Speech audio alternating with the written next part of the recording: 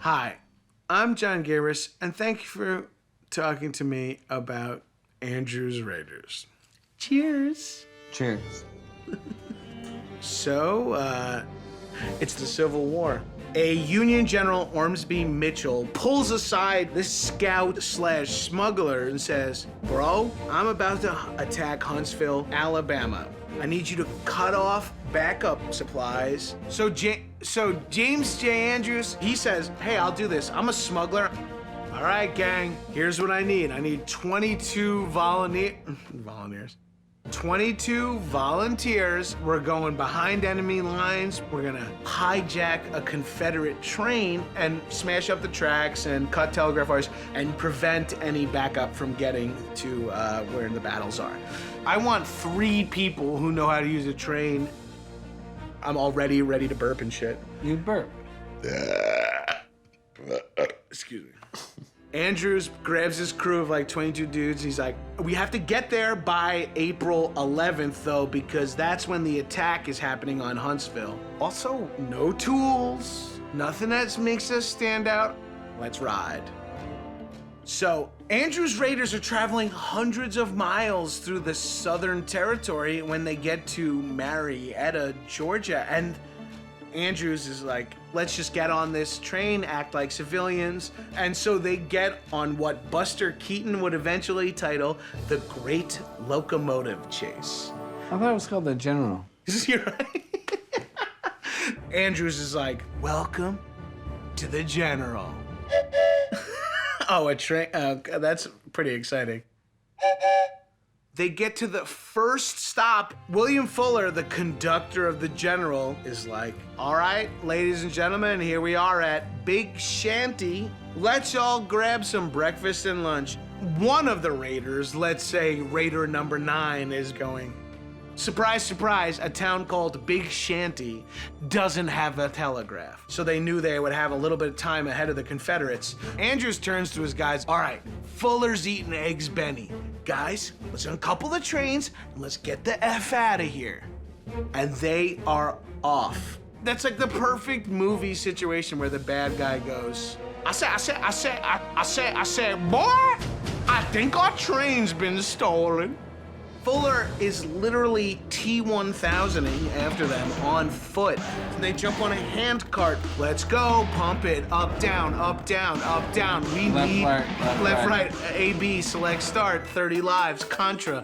It's so Andrews and his boys, they get to the next town. They get to Moon Station, and they go, "Hey, Moon Station railroad workers, we're just normal railroad workers. Can we borrow a tool of any sort?" They get a pry bar at this moment. They went from toolless chunks to pry bar. I don't have the back half of that analogy ready, but you can follow it. These guys are using the pry bar, the one tool they have, for a lot of good. They're ripping up the track behind them. Bring the wood on board with them so they can later throw that on as traps. And they are powering north. Hit me with the whistle. These guys are on a stolen train, but because they wanted to be inconspicuous, because they wanted to be inconspicuous, they can't arouse any suspicion. So they're playing it cool, they're acting natural. "We're a normal locomotive." That was just me too, They're doing some light demolition work, knocking out some telegraphs. And they pass a train called the Yonah, which isn't moving currently, and they should maybe do something to it. But at this point, they're more concerned with getting caught than with doing anything else. So they just leave it be, which may prove to be detrimental to their plan. So Fuller and his boys are chasing on the head cart, and they're pumping away, and then of course they see the Yonah. So Fuller and his boys are running and just screaming, "This is amazing, we don't have to pump anymore, we don't have to pump anymore." And I mean, I'm sure that's the conversation, I don't know. I've never been on a train in which I was imperative to the train moving.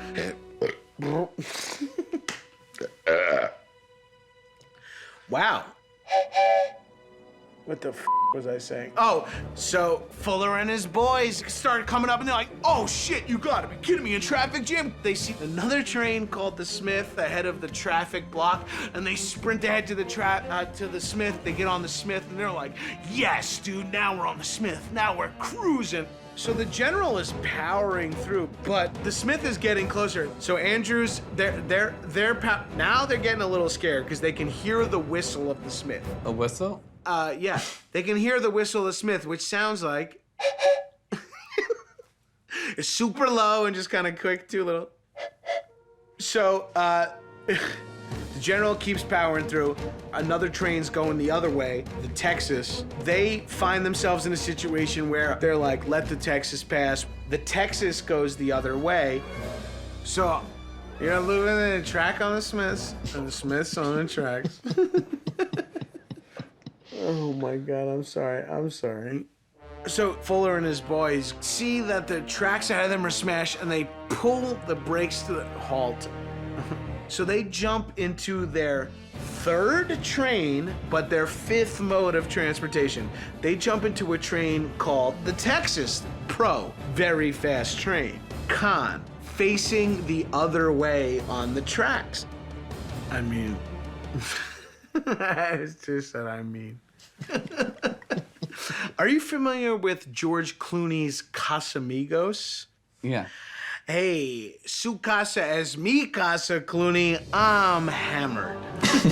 So here we are, third act of our climactic action sequence. We're in the heart of it all, yet didn't make, like, we're talking about, like, train cars coming from the north. We're having the most beautiful train rides, the most beautiful, and here we are, having a f***ing train ride. Wait, hold on. I realized halfway through that I didn't even know why I was talking about that. Now I know I'm drunk because I'm incorrect. You're doing so good, buddy. Here we are. Sorry. So, Fuller and his boys are going, oh, here we go. We're gonna catch them. The general sees that they're getting caught up on, so Andrew starts throwing out ideas. He's like, bro, we gotta do something. Let's uncouple a couple of our box cars. Release the train cars. And everyone going, good plan, boss. So they pull the little thing. Jesus Christ, this is gonna be a long night. So they release a few train cars to just fall behind them. And the Texas is able to, since they're driving backwards, just add those train cars to its path. And here's where it gets really crazy. The general starts, as much as I'm running out of steam telling this story, the general actually runs out of steam and they need to add power. They're running out of coal, they can't keep the fire. You know, they're all throwing stuff in the fire. They start burning papers, hats. They throw Andrew's saddlebags and they throw everything. And it's not enough. The train runs out of gas. So, Andrew and his raiders is like, boys, this is the end of the ride, 87 miles in.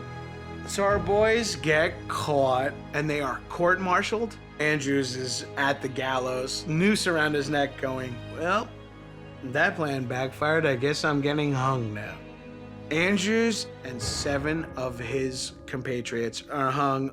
6 raiders go back to the Union Army on a prisoner exchange. Joseph M. Holt, the Advocate General of the U.S. Army, says to these guys, I'm gonna give you guys the first ever Medal of Honor. I love this story. I wish more people knew how crazy the Civil War was. Besides how crazy the Civil War was.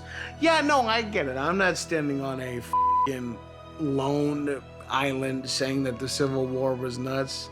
But the Civil War is nuts if you consider all the shit we've dealt with and all the shit we're gonna do.